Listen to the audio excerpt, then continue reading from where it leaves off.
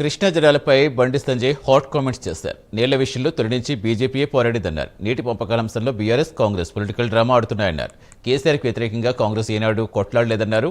AP విభజన చట్టంలో 6 ప్రాజెక్టులకు ఎవరు అభ్యంతరం తెలపొద్దని ఉందని, 6 ప్రాజెక్టుల్లో పాల్మూరు రంగారెడ్డి ప్రాజెక్టు లేదన్నారు బండి సంజయ్.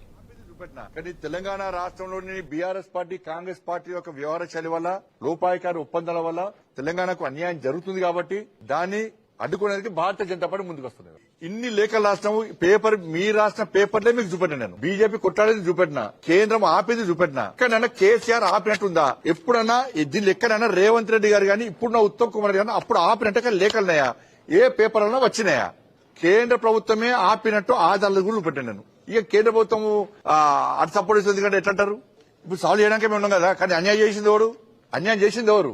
దావత్ ఇచ్చి రొయ్యలకు ఫ్రై, చేపలు తిన్నది ఎవరు? ఒప్పుకున్నది ఎవరు? టెండర్ ఆపకుండా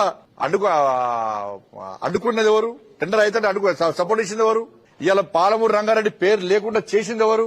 కాంగ్రెస్ కూడా అన్యాయం చేసింది. ఈ రోజు పనులు ఆగినాయంటే ఇలా కేంద్ర ప్రభుత్వం చొరవ వల్ల ఆపింది మేము. తెలంగాణ రాష్ట్రానికి అన్యాయం జరగకుండా తెలంగాణ రాష్ట్రాన్ని కాపాడింది మేము.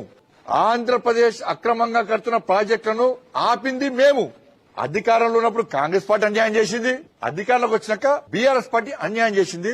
ఇవాళ మేమే నీటి వర్లము, మేమే అన్నట్టు ఇవాళ అసెంబ్లీ వేదికగా ఓరుకోరు కొట్టాడుకొని, బూతులు తిట్టుకొని, బండబూతులు తిట్టుకొని ఇలా చర్చ దేని మీద జరుగుతుందంటే ఈ పార్టీ ఆ పార్టీ బూతులు తిట్టుకున్నారని చెప్పి టీవీలలో చర్చ జరిగే దౌర్భాగ్య స్థితి తెలంగాణ రాష్ట్రంలో వచ్చింది. ఇప్పుడు చెప్పాలి కాంగ్రెస్ పార్టీ, బీఆర్ఎస్ పార్టీ చెప్పాలి రాయలసీమ లిఫ్ట్ ఇరిగేషన్ ఆపినట్టు మీ దగ్గర సాక్ష్యాలున్నాయా? ఆపింది మీరా?